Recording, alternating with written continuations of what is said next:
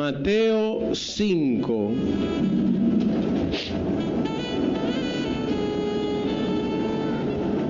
...27. Amén.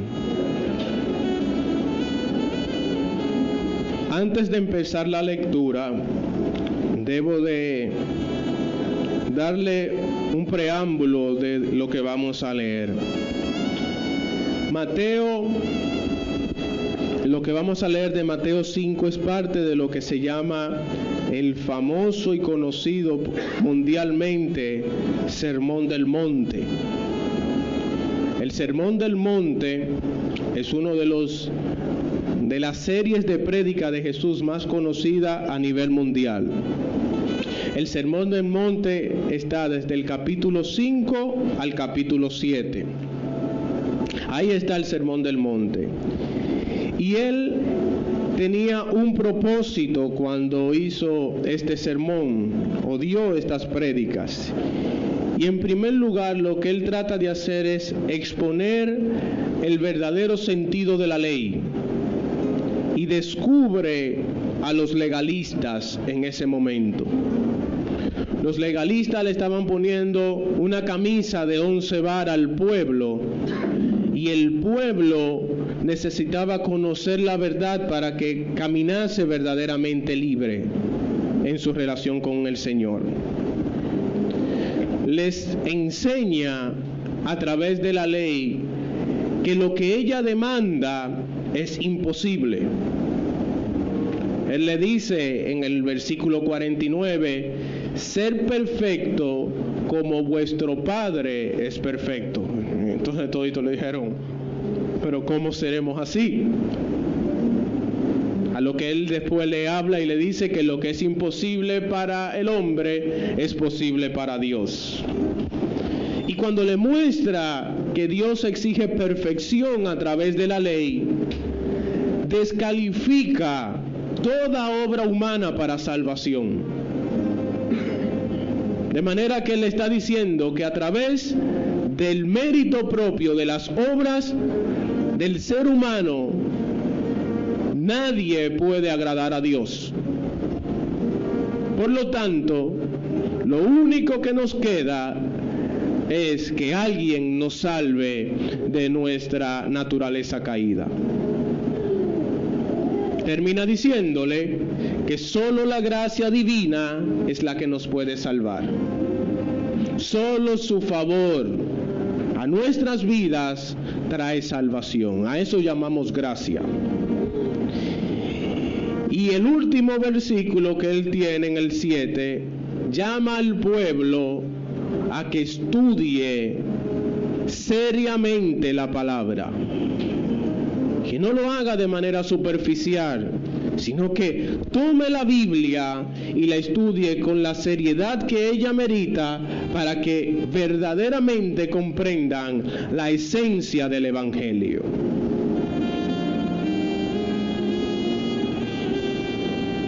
Y hoy voy a tomar una pequeña porción del Sermón del Monte, porque quiero predicarles de un tema que quiere ser tratado en muchos lugares hoy como un mito o como algo que no se quiere mencionar, pero que sí está, pero no queremos decirlo. Es mejor decir que la vida es alegre y punto. Voy a hablarles de Jesús y el pecado. Sí, voy a hablar del pecado. Y lo voy a hablar no de una manera legalista, porque a veces usan muchos el tema del pecado para simplemente condenarnos, llevarnos a una posición donde al que se le está predicando que no conoce a Cristo, no quiere entrar en esa en buen dominicano. Porque simplemente lo estás acusando, y en vez de ver la gracia del Señor, lo que está viendo es un Dios que condena más que libertad. Pero la realidad es que Cristo vino para librarnos del pecado. Por lo tanto, es un tema que hay que tratarlo y conocerlo. ¿Cuántos me están entendiendo?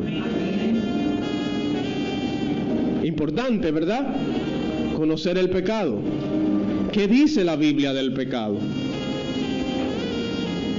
Digo esto porque es cierto, más adelante explicaré algo más, pero quieren omitir la palabra pecado en muchos lugares.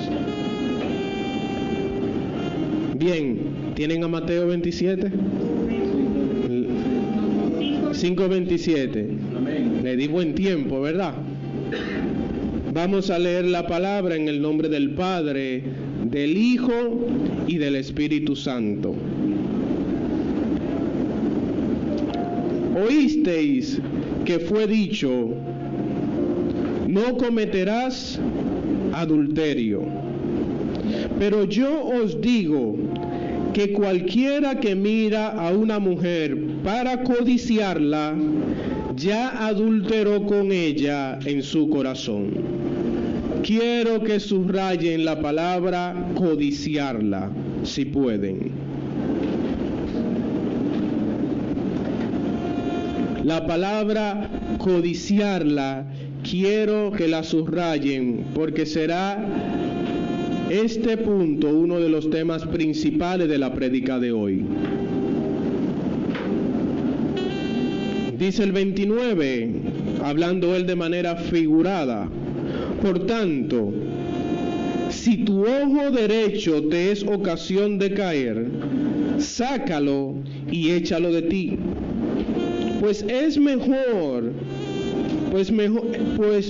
te es que se pierda uno de tus miembros y no que todo tu cuerpo sea echado al infierno. Está hablando Jesús de que hay un infierno.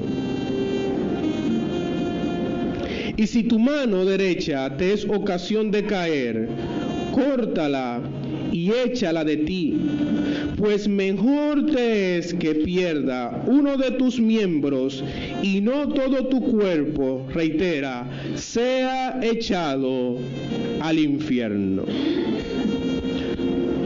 Parece que el cometer pecado es una gravedad que tiene un pago, y este pago es que iremos al infierno. Pero hoy quiero hablarles de lo que Jesús verdaderamente quiere decirnos aquí. Y Él lo dice de manera drástica para que podamos entender la gravedad de lo que es el pecado.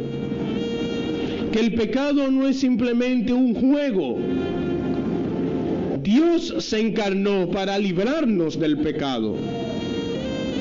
No mandó un ángel, no le dio esa tarea a otro hombre, porque era imposible, sino que Él mismo encarna para librarnos del pecado. Y en el Sermón del Monte, Jesucristo dijo importantes verdades. Y una de ellas era la intención de la ley.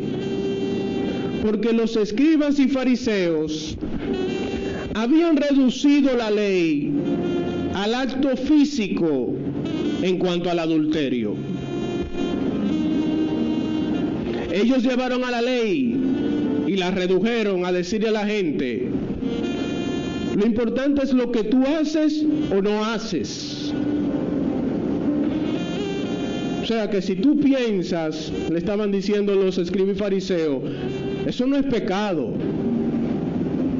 Es si tú vas a la acción. Contrario a lo que el Señor hoy nos está diciendo. Él está diciendo que si codicias, ya pecaste. Y pareciese como que es una sabiduría nueva del Señor. Pero veremos que no es así. La ley no se basa solamente en acciones. Lo más importante y la esencia de la ley es lo que inicia en nuestro corazón. Por eso fue que Jesús le dijo: oísteis que fue dicho, no cometerás adulterio. Pero yo os digo, cualquiera que mira a una mujer para codiciarla, ya adulteró en ella en su corazón. Cuando basamos nuestra obediencia y nuestra vida en Cristo solamente en acciones, nos volvemos religiosos. Este es el peligro a veces de basar nuestra vida de fe en lo que hacemos o no hacemos. La vida del creyente va más allá de nuestras acciones. Empieza en nuestro corazón y en nuestros pensamientos. La sanidad de nuestras vidas, la santidad de nuestra vida empieza en el corazón. Por eso simplemente venir a la iglesia no significa que eres salvo o que cumplas con los requisitos de manera religiosa que tienes como líder en una congregación. Va más allá. ¿Qué hay en tu corazón? ¿Cuáles son tus pensamientos? ¿Son los pensamientos de Dios o siguen siendo los pensamientos del mundo y de la carne lo que te dominan? ¿Eres de aquellos que el domingo eres cristiano y de lunes a sábado eres del mundo?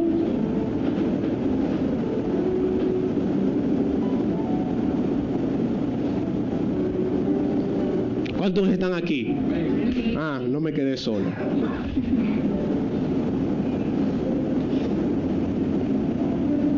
El pastor Lloyd Jones dice de manera acertada: los doctores de la ley en el tiempo de Jesús decían: mientras no cometas adulterio, has guardado la ley. Esto es cuando vivimos, dice él, un evangelio mecánico. Jesús dijo: cualquiera que mira a la mujer y la codicia, ya adulteró. El apóstol Pablo habla en Romanos 7 acerca también de la codicia. Dice Romanos 7:7: ¿qué diremos pues? ¿La ley es pecado? En ninguna manera. Pero yo no conocí el pecado sino por la ley, porque tampoco conociera la codicia, dice la palabra, si la ley no dijera: no codiciarás.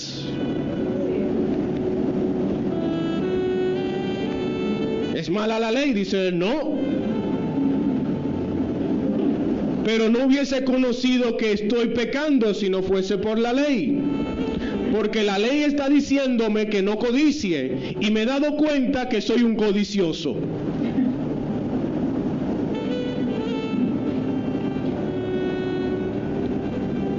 Que he codiciado. No codiciar,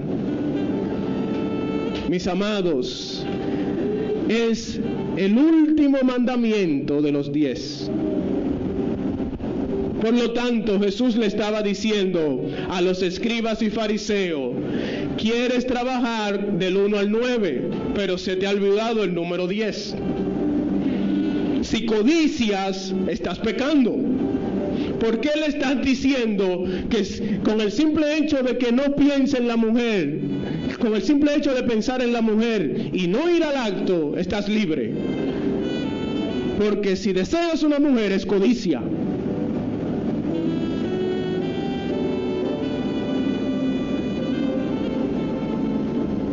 De manera intencional el soberano Dios lo deja de último.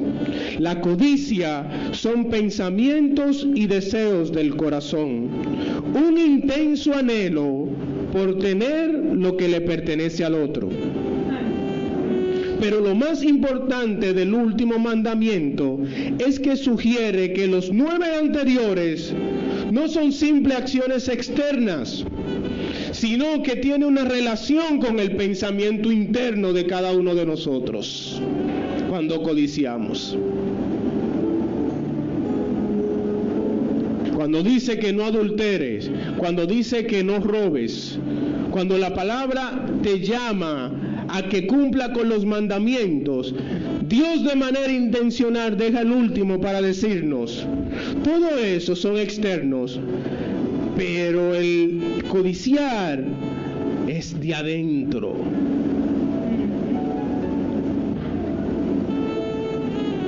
Ahora bien, ¿por qué le estoy hablando de la ley cuando el tema de hoy es Jesús y el pecado? porque el propósito principal de la ley es mostrarnos la gravedad del pecado. La intención por la cual el Antiguo Testamento está ahí plasmado es para mostrarnos que humanamente no podemos vencer el pecado. Por eso él dice en Romanos 7, porque queriendo hacer lo que quiero, no lo hago, y lo que no quiero, eso hago. Miserable de mí, ¿quién me librará de este cuerpo de muerte? Porque sé lo que debo de hacer, pero hago lo contrario.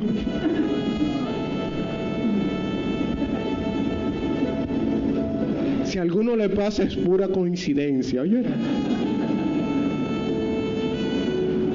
Si a alguno de nosotros les pasa eso, es pura coincidencia.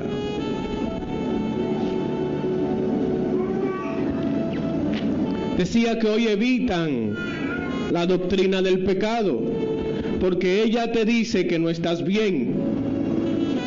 Y hoy en día tú te encuentras con el principio de la tolerancia.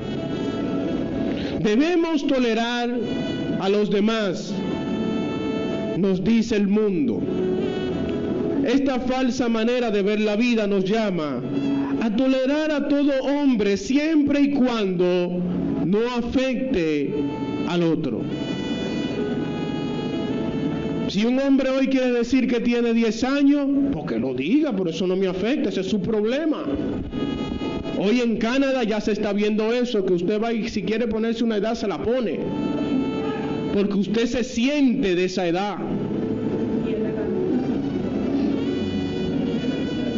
Entonces estamos yéndonos a un camino de tolerancia, y aquel que le dice a usted que el camino que usted lleve es cerrado, usted es un intolerante.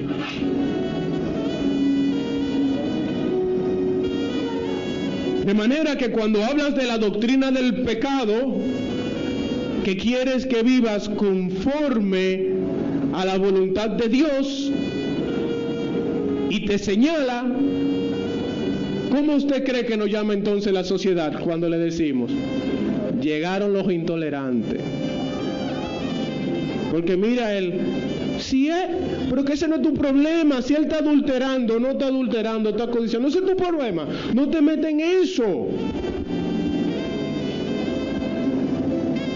Y estamos nada más viendo el presente y la acción individual de cada persona, y no vemos que, en primer lugar, estamos fuera de los designios de Dios, y en segundo lugar, los resultados que estamos teniendo por llevar una vida así.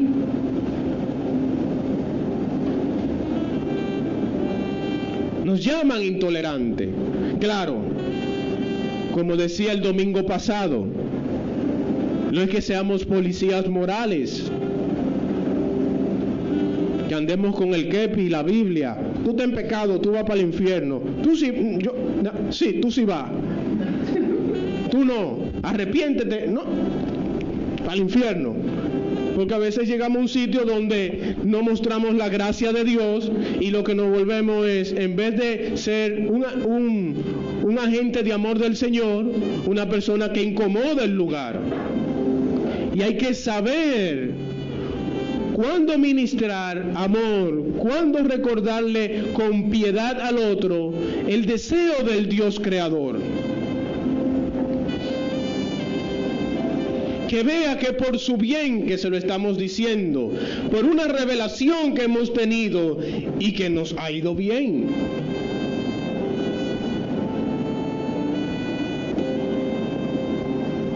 Y creo que la razón principal del tema de la tolerancia es que ignoran la doctrina del pecado original.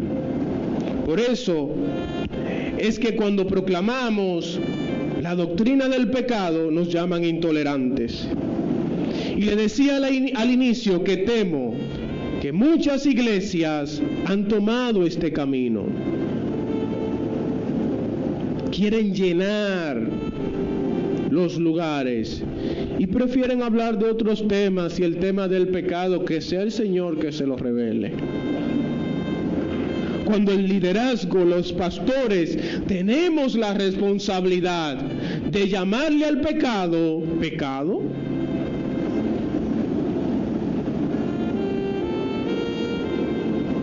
Concubinato, pecado. Fornicación, pecado. Es pecado. Mentira, pecado. Todo lo que se opone a la voluntad de Dios es pecado. En términos simples, pecado significa errar al blanco, fallar al blanco. Y estamos llamados a mostrarle al pueblo lo que a Dios no le agrada y lo que a Dios le agrada. Pero no podemos quedarnos en un modus operandi tolerante. No le voy a decir a fulano que está en concubinato porque se me va de la iglesia.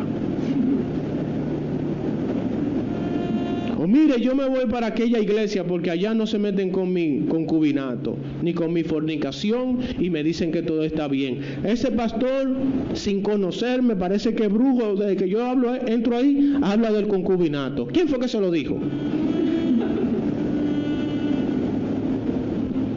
Claro, a nadie le gusta ser corregido, pero es necesaria la corrección, dice la palabra.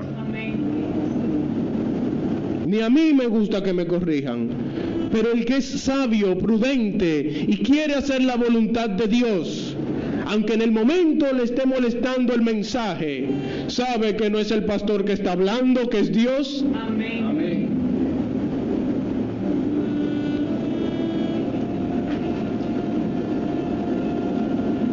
Y hoy quiero hablarles de dos puntos. En primer lugar, la doctrina del pecado.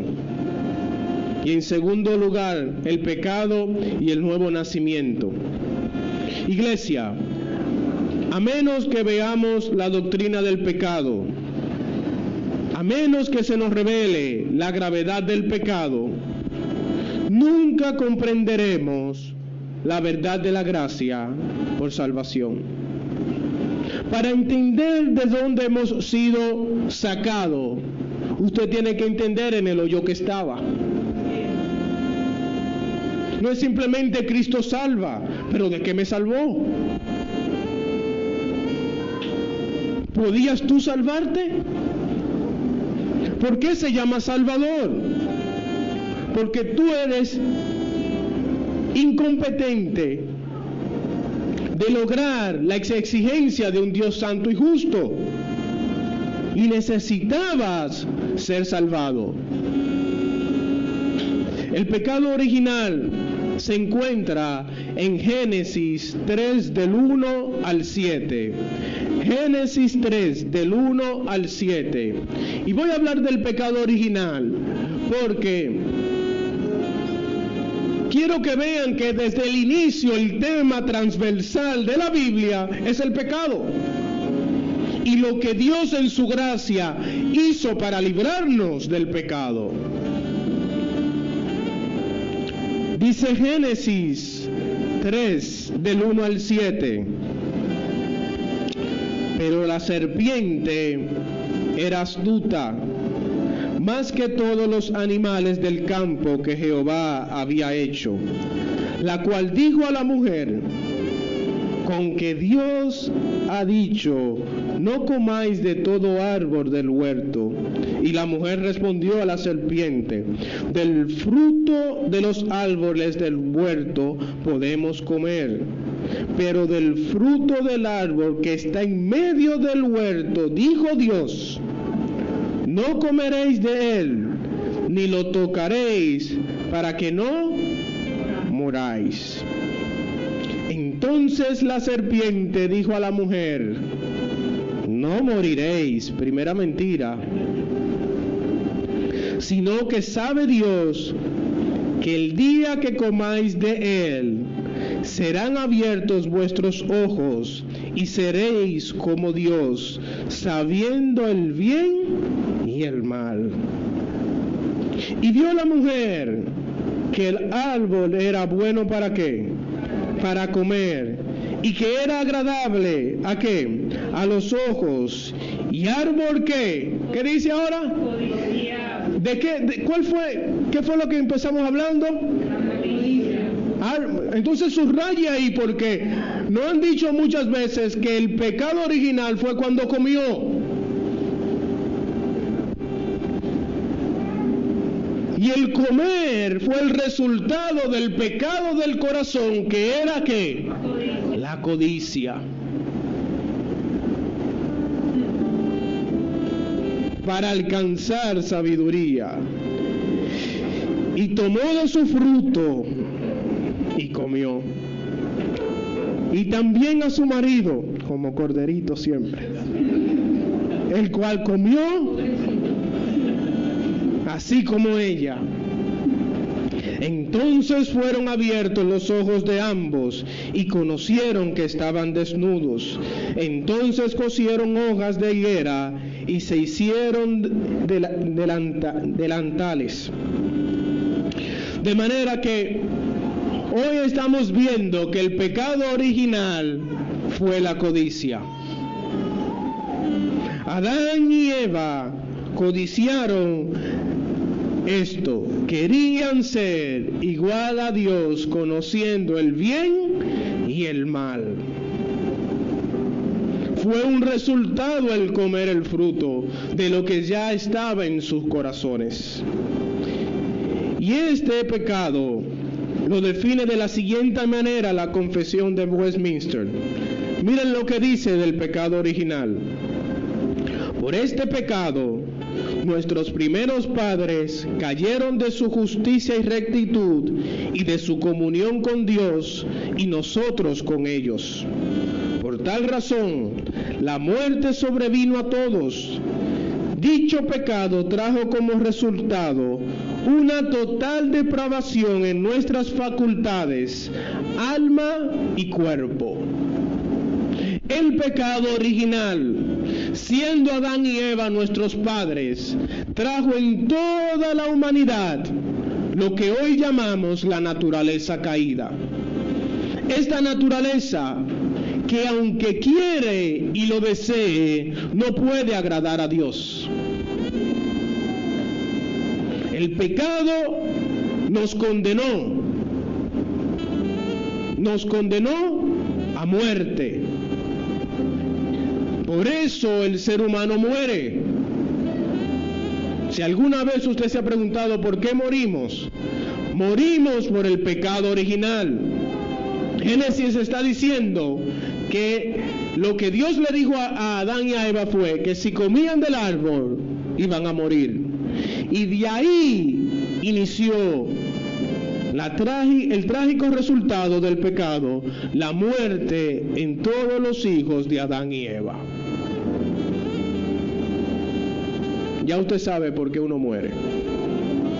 Pero usted también sabe que la muerte ha sido vencida. Amén. Que en Cristo tenemos vida eterna. Amén. Y que en Cristo pasamos de este vestíbulo terrenal a un vestíbulo, a cambiarnos por ropas divinas y seguir viviendo en su gloria.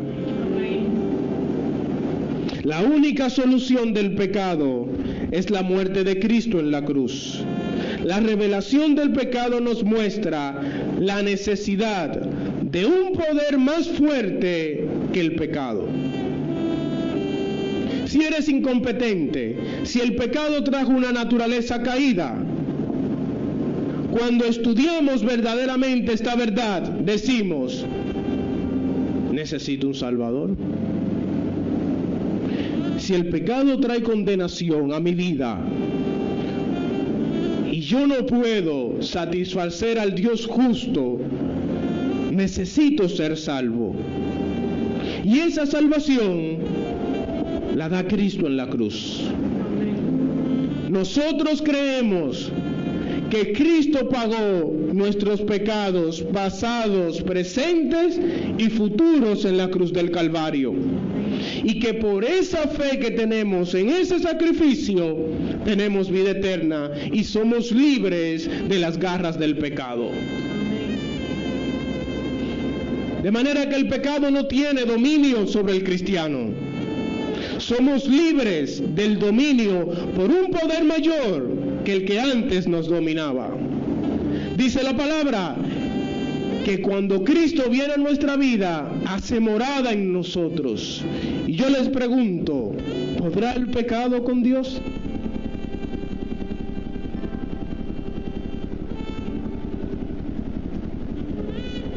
El segundo punto de hoy es el pecado y el nuevo nacimiento. Hemos sido creados para amar a Dios. Usted fue creado para tener una relación con el Creador. Y esta relación se basa en el amor. Dios nos creó con este propósito, de que podamos tener una verdadera relación de amor. Y una relación de amor no se basa simplemente en los hechos, sino que de manera íntegra se vuelve uno con la otra persona o con la otra parte. Si fuera simplemente por las acciones, los matrimonios saben que muchos estuviesen destruidos. Si fuera por lo que hacemos o no hacemos. Pero la otra parte sabe que dentro de la otra persona hay un verdadero amor. Y el otro perdona por el amor que le tiene a esa persona. Se vuelve un amor incondicional, no condicionado a: si hace esto te amo y si no hace eso no te amo. Créanme que en muchos lugares nos han enseñado que esa es la relación que tiene Dios con nosotros. Si vas a la iglesia te ama, si no vas a la iglesia no te ama. Si vienes al culto te salva, si no vienes al culto no te salva. Si lees la palabra muy bien y si no la lees, o sea, todo es una condición en la que se olvida la intención del corazón, que es lo que Dios más desea de nosotros. Lógicamente, cuando el corazón es cautivado por el amor de Cristo, caminamos para agradar a quien amamos. Porque si yo sé que a mi esposa no le gusta algo y yo la amo, yo no lo voy a hacer. Pero es basado en lo que tengo dentro que trae como resultado eso. No al revés. Y para eso hay que conocer a Dios. Yo recuerdo que una vez una persona quería agradarme a mí. Y cuando quiso agradarme, me dijo que iba a hacer una cena espectacular. Que bueno, pues vamos para la cena. Todo muy bien, muy bonito. Cuando llegué a aquel lugar, el plato principal era camarón. Yo no como camarón, porque soy alérgico al camarón. No como camarón. Entonces, ¿qué pasa? Esta es la necesidad de conocer lo que agrada y no agrada a mi Dios a través de la palabra, para verdaderamente agradarlo, para verdaderamente tener una relación donde ambos nos sintamos gozosos. Pero si no sabemos lo que a Dios le agrada, ¿cómo verdaderamente lo vamos a agradar? Debemos conocer de dónde Él nos ha sacado para que de nosotros, de manera natural, salga la adoración por la gracia que ha tenido con nosotros.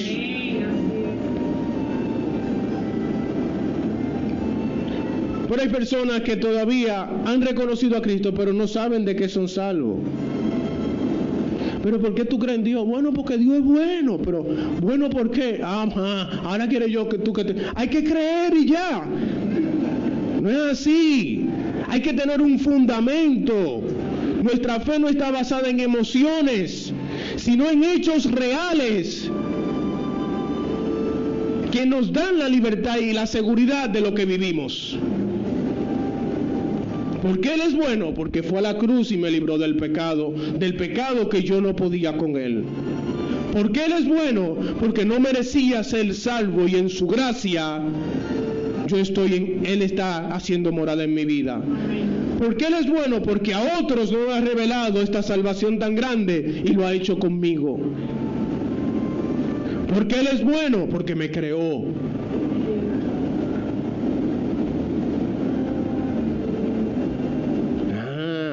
¿Y cómo tú sabes que eso es así? Porque la palabra lo dice. Vamos a estudiar la palabra para que veas y conozcas a Dios. No fue que un pastor me lo dijo, es que está aquí. Vivamos la palabra. Gocémonos de la revelación de ella. Fortalece nuestra fe, nos establece y nos lleva a una relación con nuestro Dios que nos volvemos inconmovibles porque estamos sobre la roca.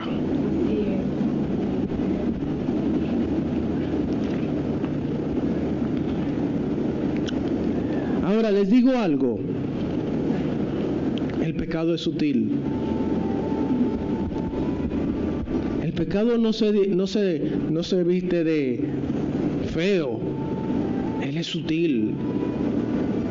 Y cuando hablo sutil, es que nos hace a veces sentir felices y complacidos. Le agrada a la carne. Nos hace sentir bien. ¿Sabían eso?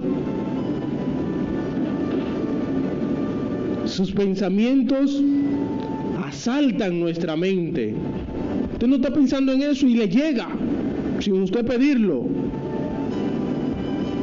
Y muchos dicen, bueno, me llegó a la mente, pero no lo cumplí. ¿Cuántos han visto esto? Y en cierto punto es verdad, gloria a Dios, que fuiste tentado y que no lograste que la tentación te venciera en la acción. Pero hoy quiero ir un poquito más allá. Y es esto. Es que también debemos de preguntarnos, ¿pero por qué fui tentado? Porque la tentación viene de la debilidad de mi corazón. No debía haber sido tentado, o sea que aunque vencí en la acción, tengo que seguir luchando en mi santificación. Mire, pastor, es que yo soy débil con las mujeres. Yo tengo un problema con eso. Yo la veo pasar y tengo que voltear la cara. No, mi hijo, pero si cada vez que tú ves una mujer buena moza tienes que voltear la cara, hay una debilidad todavía en tu vida que debe ser vencida por Cristo. Es que yo soy así. Eso es una buena mentira del diablo, porque lo que estás diciendo es que Dios no tiene poder para restaurarte. Cuando Dios sí tiene el poder para regenerar nuestra vida, regenerar nuestra mente, regenerar nuestros deseos.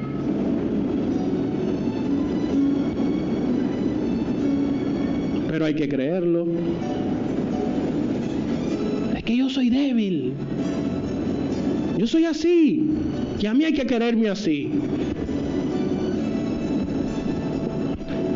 Estás llamando a Dios incompetente, que no tiene poder. Porque ¿quién eres tú para Dios no cambiarte como Él te diseñó sin el pecado? No tiene el poder para hacer todas las cosas. Lo que tú tienes que hacer es rendirte a ese pecado y entregárselo a Dios. Y que sea Dios el que obra en tu vida. Decirle, mira Dios, yo no puedo, pero tú sí puedes.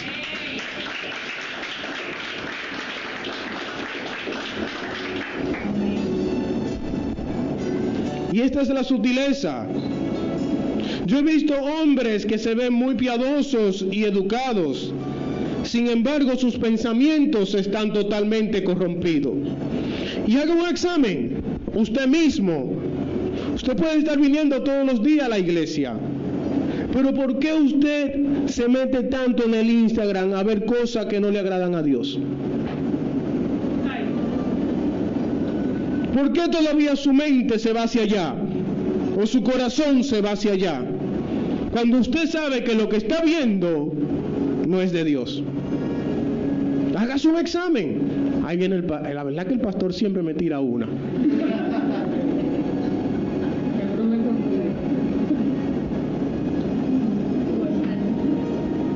¿Por qué aquí voy a estar viniendo? Y es bueno que sigas viniendo para que, como dice una amiga, algunos ladrillos tumben ciertos argumentos de nuestros corazones y nuestras mentes. Pero es bueno ir un poco más allá. ¿Por qué me está llamando la atención esto en el Instagram o en el Facebook o algo cuando no es de Dios? ¿Por qué todavía esta balada me hace cortar las venas?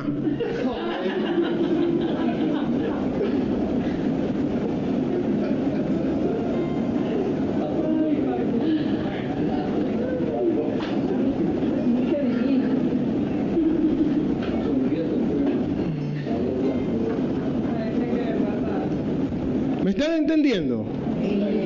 Es sutil el pecado. Y si te está viniendo, es Dios que te está advirtiendo hoy que todavía hay una lucha que hay que vencer. Amén. Que no es tuya, que es del Espíritu en ti. Amén. Es la santificación del Espíritu en tu vida. Si sigues siendo tentado, es un aviso de que hay una debilidad que Dios tiene que vencer en tu vida. Hay otros que es con el dominio propio. Pierden la paciencia de una vez. Debilidades. Y son buenas a veces las debilidades para demostrarnos que no somos los perfectos en la iglesia. Porque entonces cogemos un aire que nadie nos puede tocar para que no nos contamine. Mira aquel. Dios, si orara como yo.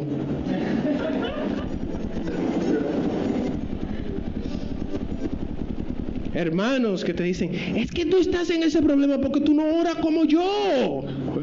Tú tienes que meterte a orar como yo, a hacer vigilia como yo, ayunar como yo y todo como yo. Mira, cuando yo me arrodillo y le digo al Padre, Él me lo da. Ahora el soberano es Él, no es Dios. Dios es el muchacho mandado de Él.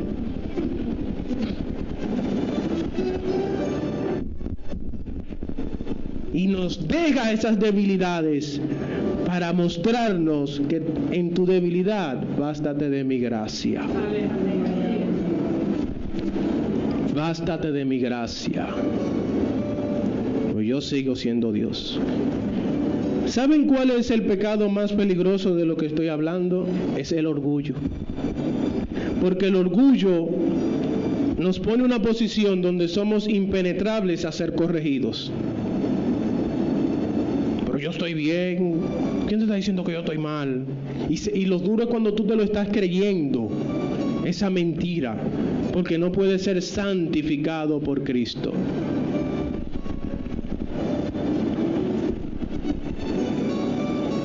Quiero reiterar que no es tanto cometer el pecado, sino lo que impulsa a hacerlo. Meditemos en la realidad de nuestro corazón y descubriremos que nuestra naturaleza es caída y veremos la necesidad urgente de Cristo para glorificar al Padre. Cuando el Espíritu hace morada en nosotros, comienza el nuevo nacimiento. Y esta nueva vida es la que vive libre para adorar a Dios en espíritu y en verdad. La palabra dice, mas vosotros sois linaje escogido, real sacerdocio, nación santa, pueblo adquirido por Dios, para que anunciéis las virtudes de aquel que os llamó de las tinieblas a la luz admirable, Cristo.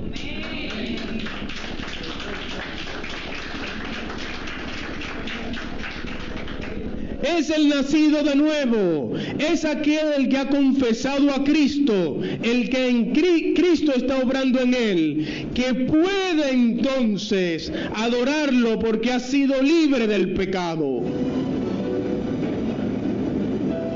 Todo empieza reconociendo lo dañino, mugroso y vil que es el pecado y la necesidad urgente de ser salvo por Jesucristo.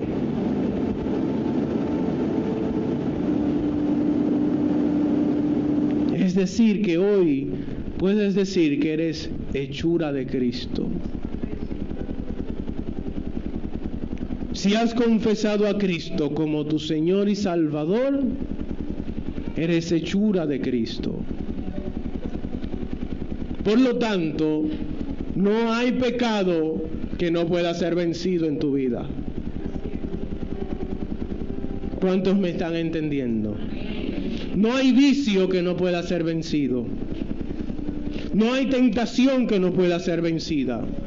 No hay enfermedad que Él no pueda sanar. Todo gira cuando reconocemos que el omnipotente Dios ha hecho morada y ha vencido el pecado para darnos una vida abundante. Cuando alguien le diga, hay pecado que yo no puedo vencer, él dice, ciertamente tú no lo puedes vencer, pero Cristo sí. Cristo sí lo vence. Pastor, hay personas que quiero que entren en el Evangelio, pero ese pecado que él tiene no lo deja entrar. ¿Y quién te ha dicho que es él el que decide entrar? Es el soberano que convence al hombre del pecado. Y no hay pecado que tenga más poder que la obra redentora de Cristo. De manera que la oración no es para que Él se convenza, sino para que Dios lo convenza.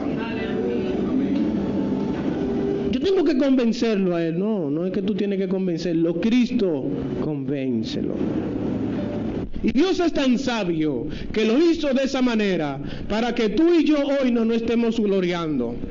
¿Tú ves que fulano está aquí? Pues fui yo que lo traje. Mira, si yo no lo hubiese traído a él, él no viene aquí.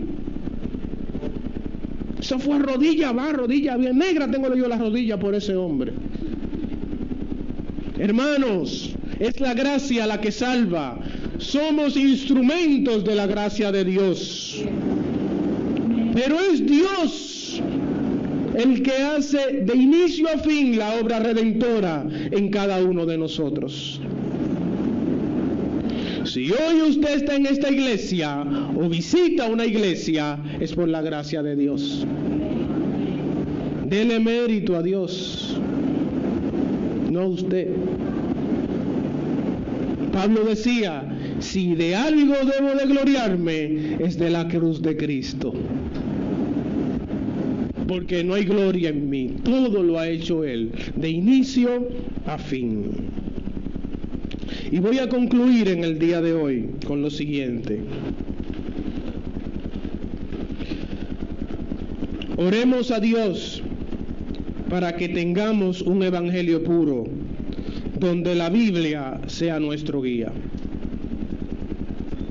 La doctrina del pecado debe de ser predicada para tener un evangelio puro. Es importante que Cristo sea reconocido como aquel que ha tomado nuestro pecado y nuestra culpa, que su sangre preciosa nos redimió y nos ha hecho de su misma naturaleza. Defendamos la doctrina del pecado. Cuando hablo de defender la doctrina del pecado, es que podamos decir que el pecado es una realidad. Mientras muchos tratan de evadirla,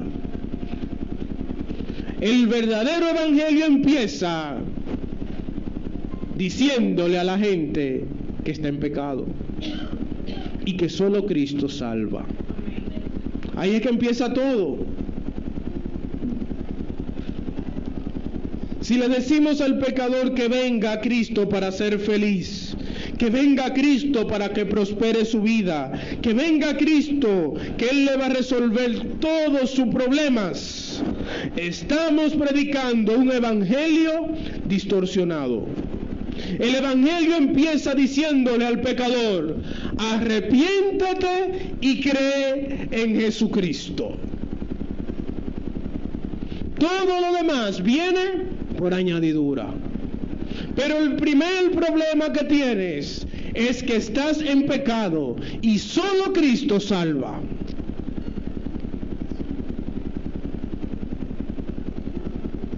Yo lo voy a envolver y le voy a decir: mira, ese problema de tu matrimonio está resuelto. Tú lo que tienes que venir a la iglesia. Mira, que cuando tú te entras a la iglesia, ese matrimonio está resuelto.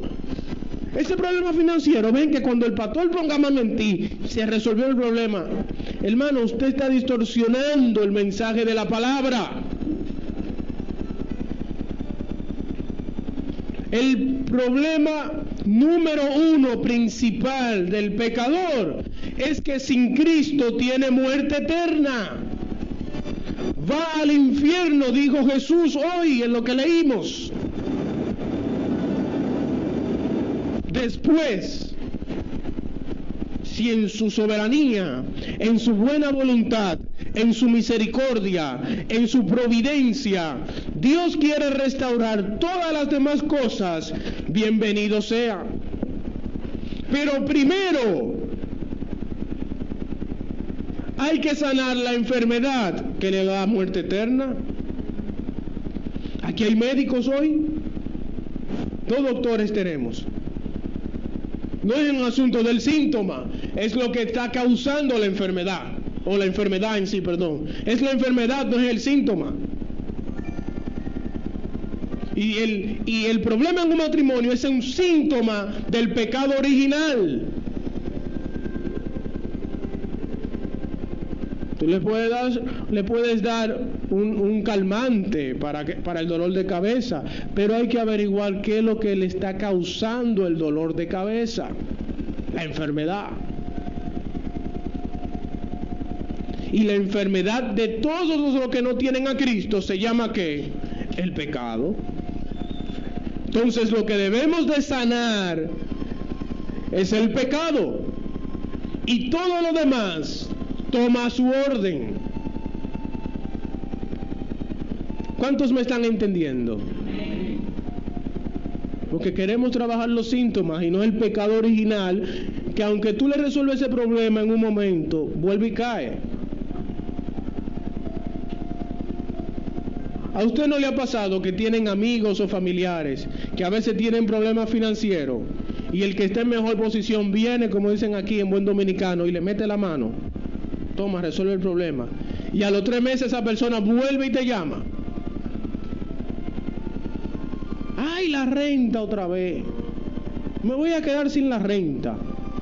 O tal situación. Es que el problema no es la deuda que tú estás viendo. El problema real es que él no sabe manejar sus finanzas. Y lo que hay que ayudarlo es en que aprenda a manejar sus finanzas para que no vuelva a llamarte cada 3 meses. Igual el evangelio.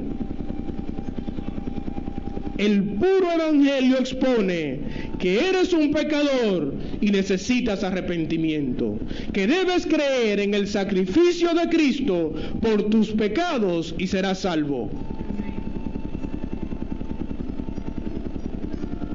No hay que darle una filosofía muy grande. Me encanta Mateo y me encanta Marcos, porque ellos empiezan exponiendo eso. Que la primera prédica de Jesucristo, ¿cuál fue? Lo primero que salió de su boca: arrepentíos y creer en el evangelio, porque el reino de los cielos se ha acercado. Ahí empezó él. Cuando el apóstol Pedro empezó la gran comisión de la iglesia, el mensaje fue: ustedes están en delitos y pecado, y a Jesucristo, al que ustedes mataron, murió y resucitó al tercer día, para librarlos de sus pecados. Y la pregunta de ellos fue: ¿qué debemos de hacer para ser salvos? Y la respuesta fue: creer en el Señor Jesucristo.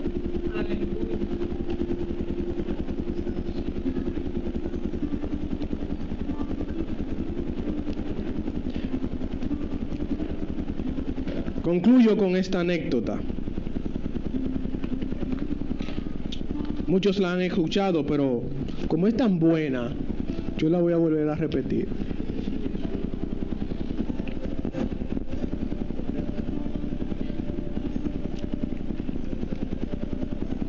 Había un pastor que estaba como yo, predicando del pecado, pidiendo arrepentimiento, diciéndole: el que está fornicando está en pecado, el que está en mentira está en pecado. Y expuso el tema de la codicia para que vieran que no era tanto lo de afuera, sino que también lo de adentro es importante. La iglesia estaba abarrotada en Estados Unidos, miles. Y comenzaron algunos de los miles que estaban ahí a murmurar. Y los líderes que estaban alrededor comenzaron a ver la murmuración. Cuando se acabó la prédica y el pastor va a su oficina, los líderes llegaron todos preocupados. Y le dijeron: pastor, la iglesia está consternada. Usaste mucho la palabra pecado y se sintieron acusados. ¿Por qué mejor, en vez de tú decir pecado, no le llamas de otra forma y suavizas un poco el mensaje? Estamos creciendo y hoy tenemos esta preocupación de tú traer este tema con tanta vehemencia. De verdad, tómalo en consideración. El pastor se queda mirándolos. Él creía que, como en otras ocasiones, le iban a decir: buen mensaje, pastor. La iglesia salió contenta. Sí, porque esto no es un tema que la gente le sale como muy contento si está en pecado. Si está en pecado sale como pensativo. Se queda sorprendido y se queda mirándolo. Y le dice: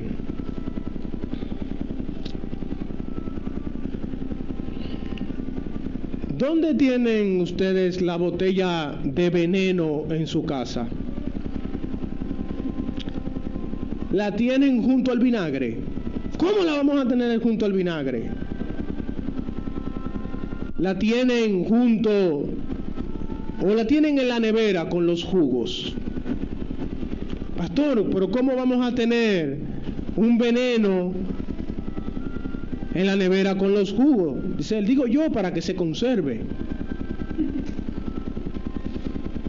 No, pastor, otra pregunta le tengo. ¿Cuál es la señal que tiene la botella de veneno normalmente para decirnos que es extremadamente peligroso? ¿Alguien sabe aquí? Una carabela con una X, ¿es así? Con los huesos. O los huesos. Oh, entonces no tiene un sticker que dice con olor a vainilla o una carita feliz.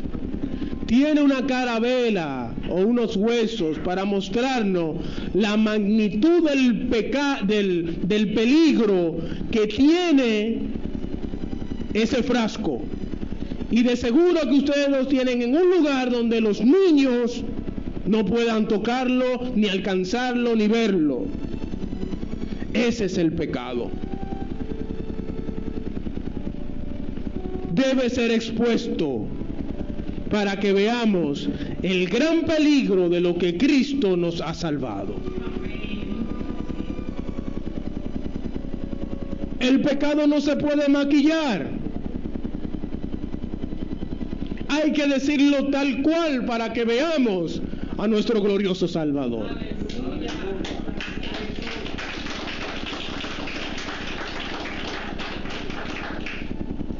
Amada iglesia, concluyo hoy diciéndoles, el pecado es real, pero ha sido vencido. Dios me los bendiga.